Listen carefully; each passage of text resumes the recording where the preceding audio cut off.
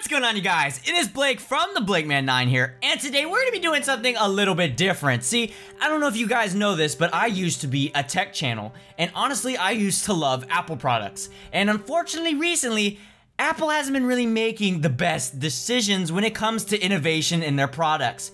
And so, as I do every single year, I love to tune into the Apple keynote, because I am praying to God that Apple has finally created the great 6S, or the new iPhone that actually impresses me the same way that the 4S did many years past. So, today we're gonna be reacting to the iPhone 6S. The only thing that changed is ... video. I actually lied, we're gonna be reacting to the introducing video with Johnny Ive, I would believe, our favorite man. Oh yes! Is this him? Is this him? Oh yes, his silky voice just fills me with just feelings of innovation and moving forward in the future. Check this out. We're experiencing the digital world, all right? Gestures have been defined by a singular plane in two-dimensional space. Oh yes. Oh yes, they have. Oh god, I can only imagine how terrible it must be to interact with my phone in a 2D space. You know what I'm saying? New dimension to the way you experience your iPhone. Oh fuck! Oh fuck! What did he just do? Holy shit! That definitely is not the technology that was included in the Apple Watch. Not even that much further prior, right? That's not the same Force Touch, is it? Is it no haptic feedback, you know? None of that, huh? For the first time. First time, is it? Let's see, what do we get? What do we got? Oh, Force. Force. For the first time. Unlike the Apple Watch, right? Unlike the Apple Watch. Okay, I got you. Oh, peek and pop. Here's my, okay. All right, we're gonna do a first pause here. This is where I get this. Check this out. We got the first little peep and pop or whatever the fuck, right? So instead of just clicking on my photo in order to see this photo, for example, what they're doing right here, you can see, so they peeked and then popped, right? Why can't I just click on the photo? Instead of wasting my time holding down, holding it, peeping, holding it more, popping, when I can just go boop, boop, way fucking easier. But we're gonna continue. Innovation, remember that word. Okay.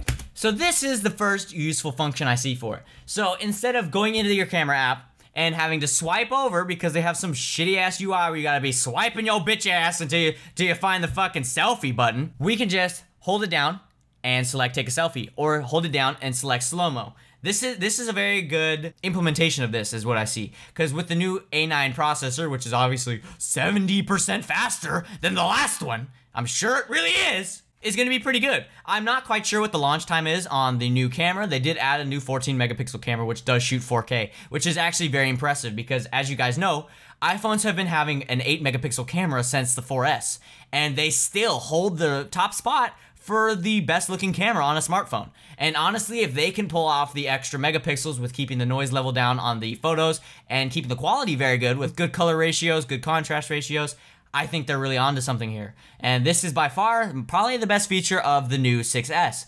Because even though they have that really shitty camera bump, which is the reason I will not be picking one up, I think it is a very impressive feat of technology that they have going on here. Because unlike people like HTC who smashed 20 point something megapixels into their smartphone camera, the camera quality was shit. Apple has it down at the start. This is one thing that they have been pretty damn good at, and what makes their phones kind of worthwhile for some old people like my mother, for example, who love taking pictures, and zooming in on a fucking 8 megapixel camera just makes me want to shit myself because all of her photos look like blurry ass shit. But it's okay. Everything looks clear to her because everything is blurry in general. So this is a good use. So yet again, here's another example of where you could easily just tap it and you would be so much quicker. Like, look at how much time. It could just be because they're trying to explain it, but it's like, why would I want to waste my time doing that when I could just tap it once and be in it at the same time? It would just be so much faster. Now this is something I like, the fact that you can preview a photo like that, but I mean, you can do the exact same thing by touching it and then hitting the back button afterwards. But I mean, I guess you could see that this could be a kind of a little bit of a more convenient way of doing it, as you can get back out of it a little bit quicker since iPhone does not have a dedicated back button, so. Without losing a sense of your context. Because, I mean, I love how the fact that they completely insult you, saying that you're gonna lose context because you clicked on maps to find a fucking direction. The fact that they're telling you that you're gonna lose your goddamn context because some motherfucker sent you a link to an address and you're like, oh yeah, let me check the address in maps, see what my direction shit is. Click on it, oh shit, what was I doing? Oh no, I don't remember. I'm just gonna go jack off to some fucking beeg or some shit, you know what I'm saying? Tactile feedback for your actions. Oh, Oh, okay, so we need some haptic feedback because if we fucking hard press on the motherfucker, we don't know that we hard pressed on it, right? So we need to have a vibration going. Like, I don't know if it was in this video or not. I watched these videos already. They talk about the haptic engine, and oh my god, I almost just listen. You'll hear it, okay? Don't worry about it. Oh, it's right here. Oh, it's right here. Here it comes right here. Fucking A. The engineering behind oh my god. Oh, at its heart, you see this? It's capacitive sensors. So check this out. They're telling you, oh, okay, just, you know what, just listen to them a little bit right here. Backlight of the Retina HD display.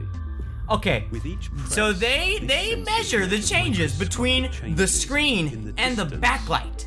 Do you know how small that fucking distance is? Like, okay, this may be where I'm in the wrong here, and they have found some feat of engineering. I will admit, it is very impressive that they figured out how to tell the difference between a tap and a press, but with my experience using the Apple Watch, as my family owns 2 of them, they're not very accurate, and I have to fucking slam my wrist if I want to change the watch face. It's almost no different than just holding down, because you know I have the Moto 360, and it works by holding it down. It practically does the same thing all of these do, but with holding it down. Now I can see within the iPhone when you want to change your app organization here, you hold it down and then you can move it. With the touch thing, the hold down shit, then you can get that alternative menu, which is a pretty smart idea. But this is almost a little bit of a, I think you're speaking bullshit, but at the same time it's incredible because it does do this. Does it actually do it in the way that he's saying it does? Maybe it does, maybe it doesn't, but honestly it's impressive that it can do it nonetheless, which is yet again another pretty intense feature. Now here is the beautiful Taptic engine. Holy shit! This is what I'm talking about. Just, alright, you gotta listen to this. This is just hilarious. Okay, so you hear that. So the vibration motor in a typical phone, for example, my HTC One M8 here, takes, he says, 10 oscillations for it to reach maximum power. So for it to do this, right there, took 10 oscillations for it to hit max power. First of all, who gives a flying fuck? So he's saying that the Taptic engine hits the full feedback in 1 oscillation. Who the fuck gives a shit? Like, we're spending time increasing how well a Taptic engine reacts, but instead we're gonna take 50 milliamps off of your fucking battery because we made the processor more efficient. Why are we worrying about how accurate your vibration response is compared to whether or not your battery life lasts you the whole day? For a power user such as people like all the YouTubers out there, not me of course, because I have 710 subs and I get 2 views per video, but for those bigger people out there who, let's say the popular hot-ass cheerleader chick at your school who happens to sit in front of me in one of my fucking FST class, her phone's going off in class every goddamn second. And she's on Twitter talking shit on people, telling her yo tits are fake and yo ass is too fucking flat. You know what I'm saying? Like those kind of people, your battery doesn't last. You're the kind of person who goes to McDonald's and unplugs the fucking TV there to charge your phone because you're a fucking asshole. So instead of making these phones as thin and light as they are, for example with the camera bump, why would you make that kind of compromise when you can turn that compromise into a feature? Better battery life, better ergonomics, for example. People always complain that these new phones are too slippery. I mean, you could turn that into a feature. It's like, your phone doesn't need to be this thin. And honestly, it's not. If the camera bump is sticking out, the motherfucker ain't that thin. And the camera bump is so goddamn thin. It's like, could you just simply make the phone that little bit thicker? I mean, that's not gonna kill anybody. But I just think the fact that they would make the battery smaller in order to make the phone lighter is just hilarious to me, and pretty much everyone in the tech community. Oh my, does hardware and software just define a, oh my, oh wow, oh wow. So I also just think it's hilarious. That's practically the only use they show it for, is selecting apps and shit on the front and going through your text messages. Oh, this is great too. Yeah, I need a moving home screen when I hold it down. Goddamn Apple, I mean, I loved you at one point, but shit. Okay. Now, we are gonna move on to my favorite product of the damn show. This is the Apple Pencil. It is just amazing. It is just the greatest innovation in the history of Apple. Okay, so here we gotta look at the new iPad Pro, new multitasking features. It's pretty sick. I will admit the iPad Pro is pretty cool, but it's practically just a Surface Pro on steroids. So here is your Apple Pencil. I don't know what the fuck that shit is made out of, but it looks like plastic. I want to get this out of the way right here. This thing is made and it costs you $100, 99 bucks. So they're saying they redesigned the screen again. Okay. I want to take you back here and listen to this. Pencil, the system scans twice as often. My system is now scanning twice as often for touch feature. Is my battery life any better, or did that just make it like twice as worse since it's scanning twice as often? You know what I'm saying? Oh, more points. You gotta be extremely accurate when you're using a fucking stylus. I mean, okay. Look at this. Do we actually believe that this is what the internals of that stylus looks like? Because let's be honest with ourselves.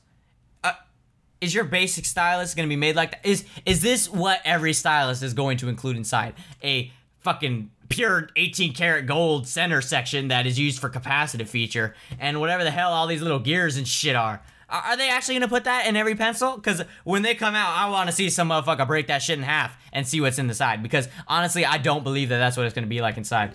Work with the iPad Pro display to detect. Okay. So they just now admitted that this pencil is only useful for the iPad Pro display. Because they just said it works in tandem with it. So if you have any other iPad, you're SOL. Okay, and tilt.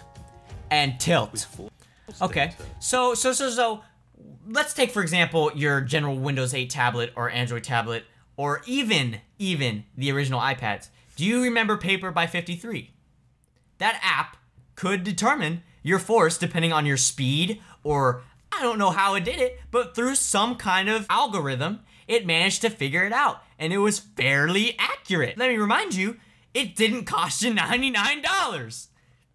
You can press lightly to get a thin stroke, or press harder to get a darker, bolder stroke. Oh my, you know, those bolder strokes, very important. Oh, so we got two sensors to sense the angle, or broad and straight strokes. Wow, I don't even know what he said. That's how, okay, this is by far the coolest thing I've seen. Virtual ruler, and the pencil locks to it. That's cool. But see, here's the problem. For most general public schooling, they don't accept work that's done digitally like this. And while this makes sense to make a really sick ass project that looks very nice on digital copy, most schools won't accept it. You'd have to print the fucker out and shit. It's kind of like, why wouldn't I just use a real ruler, like this one right here that I got right next to me that you can't hear, that you can't see, actually you can hear it. But that cost me like $5 at the local Staples, and a pen that costs another $1 at the local Staples, right? In fact, most rulers don't even cost that much. This one just does because it's stainless steel. You hear that? That's fucking Apple quality right there. And I can't say I've ever seen somebody who's been that accurate with a stylus on a tablet, no matter how fine that end is. I will say that the musical soundtrack they used, though, was very innovative and very immersive as fuck. Okay. Here is my favorite part. So let me put the charging port for my pen on the end of it, right? And then let me plug it in to my iPad, where it could potentially get bumped, and then there you go, just broke your pencil and the lightning connector in your new iPad Pro, which, not to mention, is like not 1500, but 1050 if you want the 128 gig cellular device. So I'm not sure how AppleCare is going to work in this manner, but if this is any kind of indication of how this is gonna work, like how durable there's lightning connector is going to be, it's kind of like, why wouldn't you just make your life simpler and either put the lightning connector so you can plug it in with the normal lightning connector in where that is, or even better, they should have made a form of cradle, kind of like how they did for the Apple Watch, or Moto 360 did for their watch. To me, this just seems like a disaster waiting to happen. It's like when they made the MagSafe connector, they knew people were gonna trip on the cable. It's the same thing like this. I've broken numerous fucking USB things on my laptop because I had them plugged in when I went somewhere, you know what I mean? And I mean, like, this is, if it's just sitting on a table, I assume it's fine, but why would you want to decharge your iPad to charge a fucking pencil? Because you're not gonna be doing this when you're trying to use it, correct? Because when you're trying to use your iPad, there's a very high chance that this pencil can get hit. It's not like it's a small USB dongle that's being plugged in. It's a giant ass fucking pencil that sticks out like 7 inches from the goddamn tablet. And if my little fucking brother, on the other hand, comes over here, wants to fucking wank around on my goddamn tablet to play Minecraft, he's gonna fucking hit that shit. And I wouldn't be surprised if the lightning connector snapped. I mean, it's just a disaster that's inevitable, honestly. Wow. Touch that single goddamn pixel. So, here's what we got out of it so far. iPhone 6s, decent. You got a 6? Don't fucking upgrade. Wait for that 7S. I'm not even joking, you stick with that goddamn phone for a year and a half, or 2 years, or however goddamn long it is. I'm gonna be stuck with this goddamn HTC One M8 for 2 more years, and this thing's a piece of shit. It freezes every fucking minute. Can't even play Adventure Capitalist on this motherfucker without it just going all haywire and shit. Apple Pencil, amazing. Just the greatest invention I've ever seen in my whole goddamn life. So here you go. Here's a picture of the iPhone 6s. Looks exactly the same as the 6, as they do every single year. iPad Pro, this thing is fucking huge, and it's also not that bad. I think it's a pretty interesting addition to the iPad lineup. But my favorite device so far, definitely not Apple TV. Nobody's gonna talk about Apple TV. No, no, no. We all have smart TVs now, is that correct? Is the iPad Mini 4. This thing is an incredible tablet. So they didn't manage, I'm sure they've had this technology for a while, they just decided to skip out on us with the iPad Mini 3, where the only thing that they changed was the home button, and they added Touch ID, and they still marked it up an extra $100. It is just incredible what Apple can do because of their brand. So the iPad Mini 4 practically just smashed the iPad Air 2 into the iPad Mini form factor. And honestly, the iPad Mini 4 is by far my favorite tablet from Apple. In fact, I have one sitting right here. You also cannot see it, but you can hear it. And unfortunately, it was on my floor, fell off my bed, and my dog stepped on it and fucking wrecked it right after I just replaced the screen because I sat on it. So at this point, it wouldn't be worth the $200 that would cost to fix the LCD and the digitizer on it, so it kind of just sits here as a reminder of something pretty that I have. And honestly, if you were gonna buy something that came out of this keynote, I would suggest the iPad Mini 4. It's a really good tablet. I mean, I don't know much about it besides the fact that they have the same specs of the iPad Air 2 smashed into this tablet. I'm sure they have some fucking ballin' ass display and shit on it, but yeah, here you go. 2048 by 1536. I mean, they always have their weird ass fucking resolutions, but that's pretty damn good. I mean, cause look, the iPad Air 2 has an A8X, and the iPad Mini 4 has an A8. A great purchase, honestly. A 1.2 megapixel FaceTime camera. I thought we were over that kind of shit, but I mean, you got that 8 megapixel camera in the back. But I mean, if you're one of those people that uses a fucking iPad at Universal Studios to take a picture of your kids in front of the line, I mean, you obviously don't give a shit about what your technology has. You just give a shit that you got it. So that's kind of my issue with the Apple market, is that most of the people that buy Apple products are the kind that don't know anything about them. You ask your friend that just got the new iPhone 6s, hey, what's so great about it? What's like the new processor or anything? They're like, oh, I don't know. I know it has a new processor and a new camera. When you tell them that it's an A9 or it's a 14 megapixel camera that shoots 4K video, they have no clue what you're talking about. They think that you're talking out of your ass. And that's just what's unfortunate with the market these days, is we have all these people who are just using technology every single day, but they have no clue what kind of potential they hold in their hands. The fact that we have phones that shoot 4K video, that just have like 20 megapixel cameras, 4K displays with the new Sony Xperia, it's just incredible what kind of technology these kind of companies can fit into these devices. And the fact that nobody knows what they're talking about or what they have inside, what is so impressive about them, kind of just disappoints like the higher educated market about these, such as myself. So yeah, thank you guys so much for watching this video. You guys kind of get some insight of what I think about technology and shit. I don't know if you guys even knew that I knew anything about technology, but I can tell you right now, I'm definitely not a fucking novice when it comes to this shit, because I sit here and fuck around on it literally all day. So I hope you guys enjoyed this video. I know it was a little bit late. I will be finishing off the Black Ops 3 marathon this Friday. I have one more video left of it. And yeah, I hope you guys have been enjoying that series also. Hasn't been doing that well, but I guess nothing's been doing that well on this channel lately anyway, so hopefully we get something out of this, but probably not. Anyways, if you guys enjoyed, be sure to leave a comment and a like down below. Let me know your guys' thoughts on kind of like the smartphone world, the technology world, mobile technology market at the point right here. What you guys thought about the new iPad Pro, new iPhone 6s, iPhone 6s Plus, and do you guys think that Apple's gimmicks are going to keep them going? Because honestly, what made Apple unique was the fact that they had innovation every time. The iPhone 4S was a thin phone, beautiful glass construction with aluminum sides. They had something nobody else did. Now that they're not taking so many big steps in innovation and taking as many risks, Android is starting to catch up. Galaxy S6 Edge, look at that thing. Glass on both sides, aluminum. They're starting to catch up in not only build quality, but also performance and price ratio. The amount that you get from an Android phone or a PC compared to what you get from a MacBook or an iPhone 6, for example. that margin is starting to become much smaller. And I feel like you're not really getting your dollar's worth when you buy an Apple product anymore. So yeah, guys, that is kind of my take on Apple at the moment. Don't call me a fucking PC or Android fanboy, because honestly, I'm not. I used to be obsessed with iPhones. In fact, I can pull some out right now. I got my old iPhone 4S right here. You can hear it. And I mean, I have an iPad. I've had 2 iPhone 4Ss actually. The first one got stolen, that's cool, and so I bought another one because I love them so much. Because there was no other phone out there that could possibly beat it. But now I just feel that Apple is falling behind. I mean, their computers aren't as powerful anymore. Their phones aren't as impressive. There's not a feature here that makes me say, holy shit, that's incredible. I need to switch now. They're kind of just the newest iPhone, and that's the reason why people will buy it, because it's an iPhone. They've built up their brand because of all that past with Steve Jobs. He built this company to be that brand name that everyone wanted. And unfortunately, after his death, they're just not following his legacy.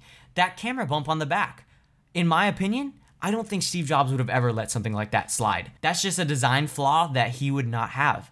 That line is not set and drawn perfectly. That's the problem. Because Apple used to be that company that had that product that looked insanely good, but had that performance that could shit on everything in its path. And I feel that they don't have that kind of legacy anymore. Their products don't leave behind an insane impression on people. That's when they say the only thing that's changed is everything is wrong. But honestly, the only thing that's changed in here is the internals, as it's been every year. Yay!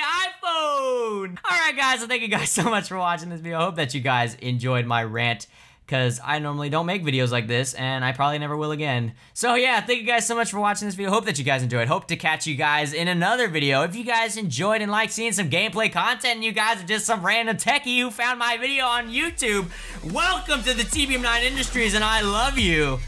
And I'll see you guys in the next video. Peace out.